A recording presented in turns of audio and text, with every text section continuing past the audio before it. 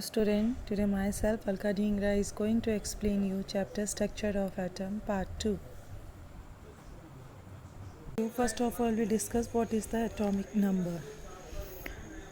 The number of proton in one atom of an element is known as atomic number of that element.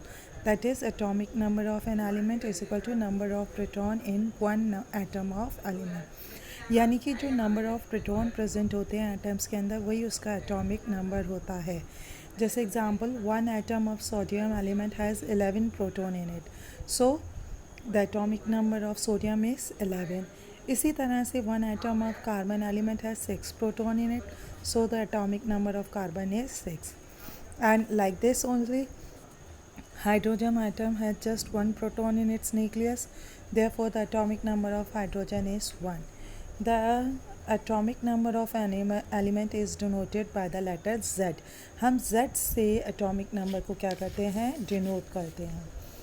तो इस तरह से जैसे sodium का क्या है एटॉमिक नंबर 11, तो हम उसको कैसे लिखेंगे, sodium Z is equal to 11, यानी कि जो उसका एटॉमिक नंबर है वो क्या है, 11 है. इसी तरह कार्बन का क्या लिखेंगे, Z इज़ इक्वल टू 6, और हाइड्रोजन का क्या लिखेंगे, Z is equal to 1.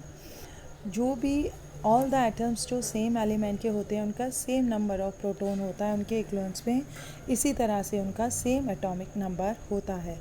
No two elements can have the same atomic number. दो एलिमेंट्स का कभी भी सेम एटॉमिक नंबर यूज़ नहीं होता है.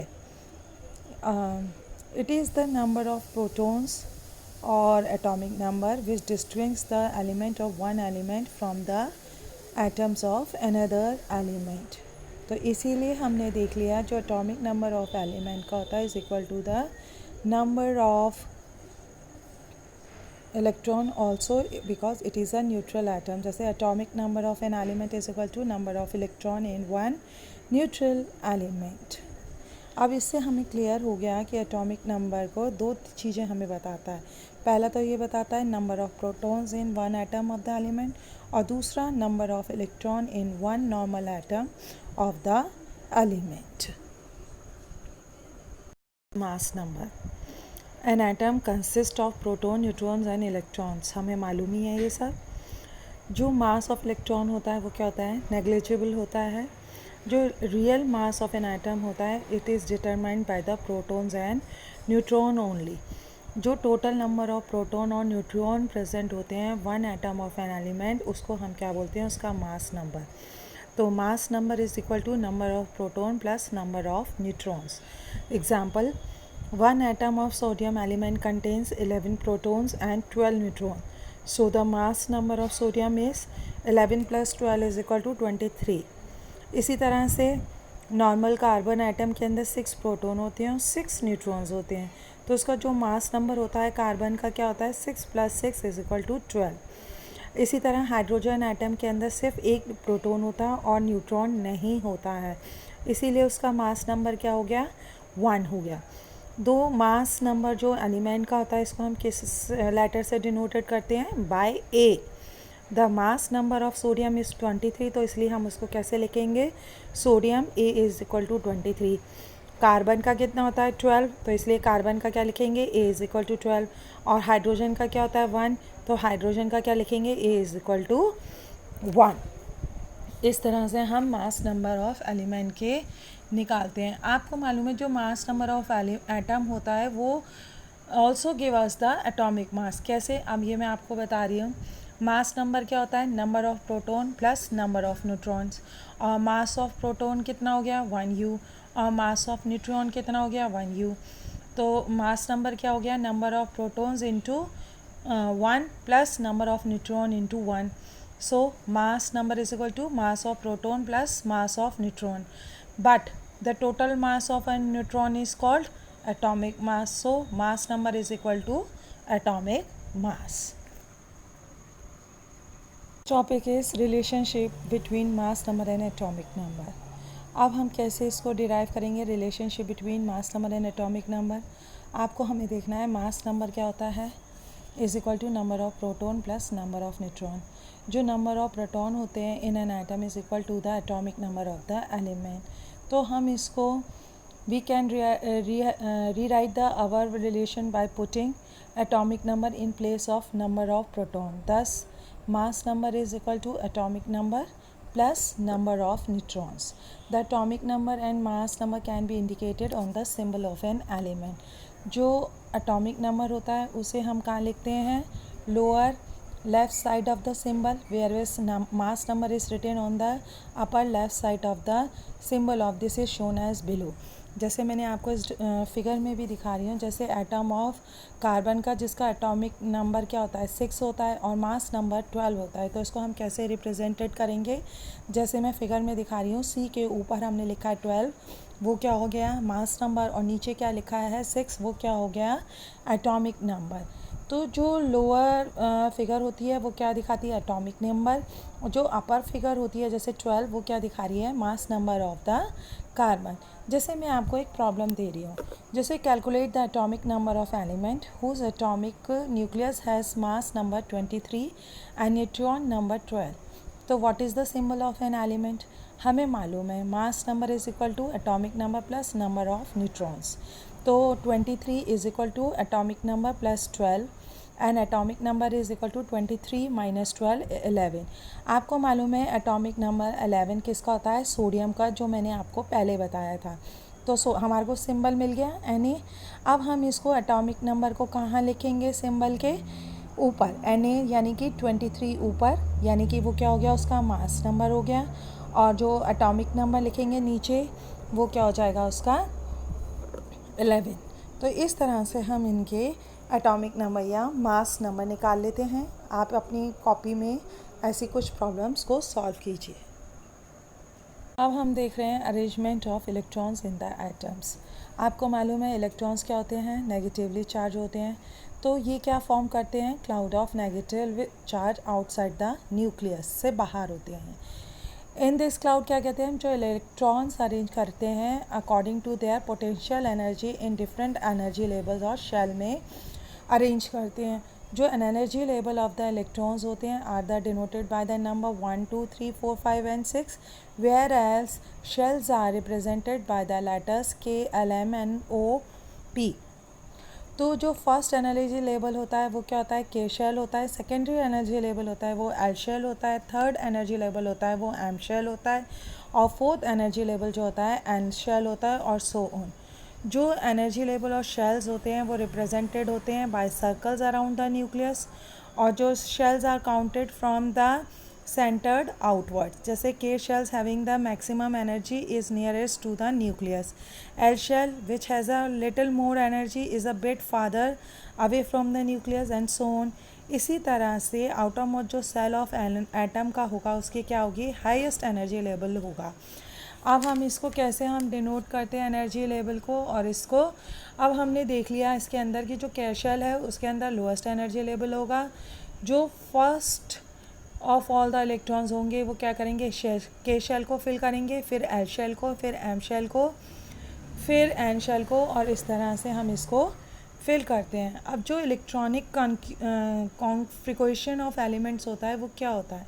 Arrangement of electron in the various shells और energy level of an atom of an element is known as electronic configuration of elements.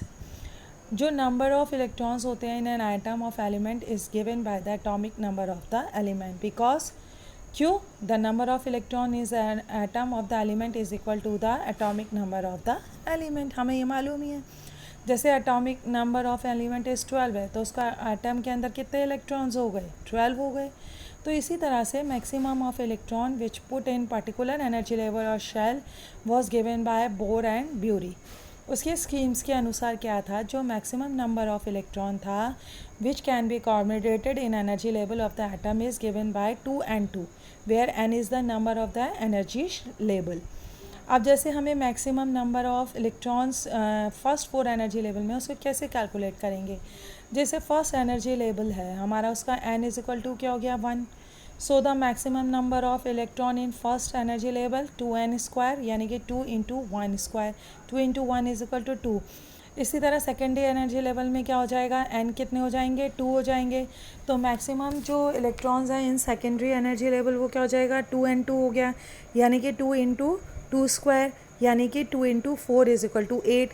अब third energy level में क्या हो जाएगा, n कितने हो गए 3, तो जो मैक्सिमम नंबर ऑफ इलेक्ट्रॉन्स है थर्ड एनर्जी लेवल में कितने हो जाएंगे 2n क्यूब, तो 2 इंटू 3 क्यूब, तो 2 इंटू 9 इज इक्वल टू 18। इसी तरह से एनर्जी लेवल फोर्थ में क्या होगा, n is equal to 4, maximum क्या हो जाएगा 2n 2, तो यानी कि 2 इंटू 4 का स्क्वायर 2 इंटू 16 यानी कि 32। जो मैक्सिमम नंबर ऑफ इलेक्ट्रॉन्स होते हैं जो फर्स्ट एनर्जी लेवल में होंगे वो कितने होंगे 2, सेकेंड में कितने होंगे 8, थर्ड एनर्जी लेवल में कितने होंगे 18 और फोर्थ एनर्जी लेवल में कितने होंगे 32 होंगे। तो जो फर्स्ट एनर्जी लेवल होता है मैंने पहले भी बता दिया क्या कहते हैं, के शेल कहते हैं, सेकेंड एनर्जी लेवल को एल शेल कहते हैं, थर्ड एनर्जी लेवल को एम शेल कहते हैं और फोर्थ एनर्जी लेवल को एन शेल लेते हैं। तो हम इसको मैक्सिमम नंबर ऑफ इलेक्ट्रॉन जो एकोमोडेटेड होते हैं के शेल में उसको क्या लिखेंगे 2, एल शेल में 8, एम शेल में 18 और एन शेल में 32। तो इस तरह से हम टेबुलर फॉर्म कुछ भी इसका बना लेंगे। जो आउटरमोस्ट सेल जो एटम होता है मोर दैन 8 इलेक्ट्रॉन से ज़्यादा उसके अंदर एकोमोडेट नहीं कर पाएगा because it has the capacity to accommodate more electrons. If however outermost cell of an atom is the first shell or K shell that it cannot accommodate more than 2 electrons. इसी तरह से electron जो atom होते हैं do not occupy a new shell, जब तक नया shell नहीं लेंगे unless all the inner cells are completely filled with electrons, जब तक कि अंदर वाले सेल्स पूरे इलेक्ट्रॉन से क्या हो जाएंगे फिल नहीं हो जाएंगे। ये क्या है फिगर में, composition of atoms of the first 18 elements with electron distribution in various shell. जैसे हाइड्रोजन को हम क्या सिंबल से नोट करते हैं H से, उसका एटॉमिक नंबर क्या हो गया 1, नंबर ऑफ प्रोटॉन्स कितने हो गए 1, नंबर ऑफ न्यूट्रॉन्स उसके अंदर होते नहीं है, नंबर ऑफ इलेक्ट्रॉन्स भी होते हैं 1, तो उसका जो डिस्ट्रीब्यूशन ऑफ इलेक्ट्रॉन होगा वो खाली किस में होगा के शेल में होगा और उसकी जो बैलेंसी होगी वो क्या होगी 1 होगी। इसी तरह से हीलियम क्या होता है He होता है, उसके एटॉमिक नंबर क्या होता है 2 होता है, नंबर ऑफ प्रोटॉन्स क्या हो गए 2 हो गए, नंबर ऑफ इलेक्ट्रॉन्स क्या हो गए 2 हो गए और न्यूट्रॉन्स नंबर ऑफ इलेक्ट्रॉन्स भी क्या हो गए 2 हो गए। तो उसका डिस्ट्रीब्यूशन ऑफ इलेक्ट्रॉन्स किस में होगा खाली के शेल में, क्योंकि उसका जो नंबर ऑफ इलेक्ट्रॉन्स प्रेजेंट्स हैं वो क्या हैं 2 हैं।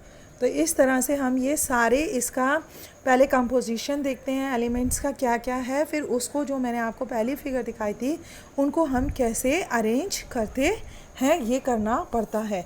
तो ये जो भी है कंपोजिशन ऑफ एटम जो इन फर्स्ट इलेक्ट्रॉन 18 इनका आपको सबको पहले क्या करना होगा एटॉमिक नंबर भी लर्न करना होगा। इस फिगर में मैं आपको एटॉमिक स्ट्रक्चर दिखा रही हूँ कि इसके फर्स्ट 18 एलिमेंट्स के कि कैसे कैसे उनको हमने अरेंज किया हुआ है। तो ये सब आपको क्या करना पड़ेगा बेटा लर्न करना पड़ेगा। जो आउटरमोस्ट इलेक्ट्रॉन शेल होते हैं एटम को उसको हम क्या बोलते हैं बैलेंस सेल बोलते हैं। जो इलेक्ट्रॉन प्रेजेंट होते हैं outermost shells of an atom उनको क्या बोलते हैं बैलेंस इलेक्ट्रॉन और valency electron because they decide the valency. ये क्या होती है combining capacity of an atom. Only the balanced element of an atoms take part in chemical reaction because they have more energy than all the inner electrons of the atom. अब जैसे हम इसको कैसे बताते हैं आपको उसका एग्जाम्पल हम एक ले रहे हैं जिसका क्या होता है सोडियम होता है। आपको मालूम है जो एटॉमिक नंबर सोडियम का क्या होता है 11 होता है which means that one sodium atom has 11 electrons in it. और जो इलेक्ट्रॉन कन्फ्यूजन उसका एटम का होता है वो क्या होता है KLm in the sodium atom. और एम शेल इस उसके अंदर क्या हो गया के शेल के अंदर 2 इलेक्ट्रॉन, एल के अंदर 8 और एम के अंदर क्या होता है एम जो होता है वो क्या होता है आउटरमोस्ट सेल और बैलेंस सेल होता है। 1 electron in the outermost shell of sodium atom therefore sodium atom has 1 valence electron. जब सोडियम एटम कंबाइन करता है अदर एटम से तभी 1s जो इलेक्ट्रॉन होता है एम शेल के साथ वही क्या करता है केमिकल रिएक्शन में पार्टिसिपेट करता है। तो जो इलेक्ट्रॉन्स होते हैं 2NSL कैल और एयर शेल का सोडियम वो पार्टिसिपेट नहीं करते हैं किसके अंदर केमिकल रिएक्शन के अंदर। तो इसलिए हम ये कह सकते हैं those electrons of an atom which take part in a chemical reaction are called valence electrons. Valence electrons are located in the outermost shell of the atoms. और केमिकल रिएक्शन या बैलेंस इलेक्ट्रॉन जो भी atoms के होते हैं either transport to the valence electrons of another atoms और shared with the valence electron of another atoms.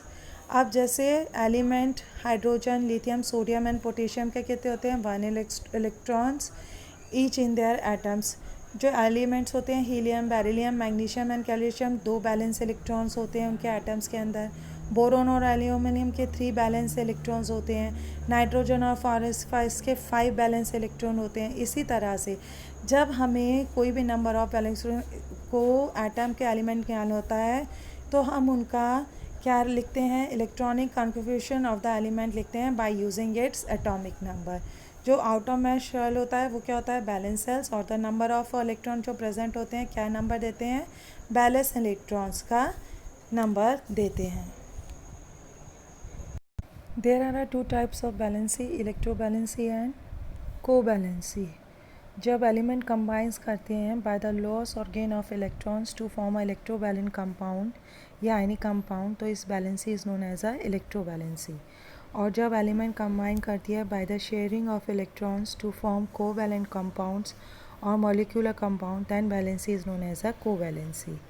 अब हम इसको 1 बाय 1 कर रहे हैं कि इलेक्ट्रोबैलेंसी क्या होती है। इन the formation of electrovalent bond the number of electron loss or gain by an atom of an element to achieve an nearest inert gas electronic configuration is known as the electrovalence। इसमें क्या होता है, या तो element loose करता है electron को तो या गेन करता है। अगर जब वो लूज़ करता है इलेक्ट्रॉन्स को तो उसके ऊपर पॉजिटिव आयन आ जाता है, यानी कि वो पॉजिटिव गेन कर लेता है इलेक्ट्रोवैलेंसी। अगर जब इलेक्ट्रॉन गेन करते हैं इलेक्ट्रॉन्स तो वो क्या फॉर्म करते हैं, नेगेटिव आयंस, तो उसको हम क्या बोलते हैं, नेगेटिव इलेक्ट्रोवैलेंसी। अब जैसे हम इसका एक एग्जाम्पल लेंगे जो मैं आपको बता रही हूँ। The example of electrovalency is valency of sodium. आपको मालूम है जो एटॉमिक नंबर ऑफ सोडियम का होता है 11। इसका इलेक्ट्रॉनिक कन्फ्यूजन लिखेंगे तो आपको मालूम है क्या लिखेंगे, 281, यानी कि इसके जो 1 इलेक्ट्रॉन है वो कहाँ है, आउटर मोस्ट सेल में है। या तो एटम क्या करे, लूज़ कर दे इस इलेक्ट्रॉन को टू फॉर्म सोडियम आयन, या क्या करे वो गेन कर ले 7 उसको इलेक्ट्रॉन्स को इनर्ट गैस इलेक्ट्रॉनिक कॉन्फ़िगरेशन बनाने के लिए। तो लेकिन जो इजी रहता है वो क्या रहता है कि it lose 1 electron to form a inert gas electronic configuration. तो अगर ये एक लूज़ कर देगा तो इसका जो सोडियम आयन बनेगा उसके ऊपर क्या हो जाएगा, +1, यानी कि 1 प्लस इसकी बैलेंसी हो जाएगी।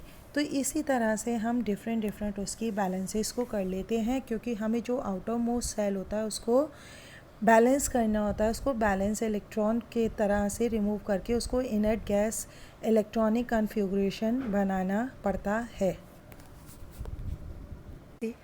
इन the formation of covalent compound, या जो नंबर ऑफ इलेक्ट्रॉन होते हैं वो क्या करते हैं, शेयर करते हैं by an atom of element to achieve the nearest inert gas electronic configuration, उसको हम क्या बोलते हैं, कोवैलेंसी। जैसे एटम शेयर करता है 1 इलेक्ट्रॉन्स तो उसकी कोवैलेंसी क्या हो जाएगी, 1। अगर 2 इलेक्ट्रॉन्स और करता है तो उसकी बैलेंसी हो जाएगी 2, इस तरह से।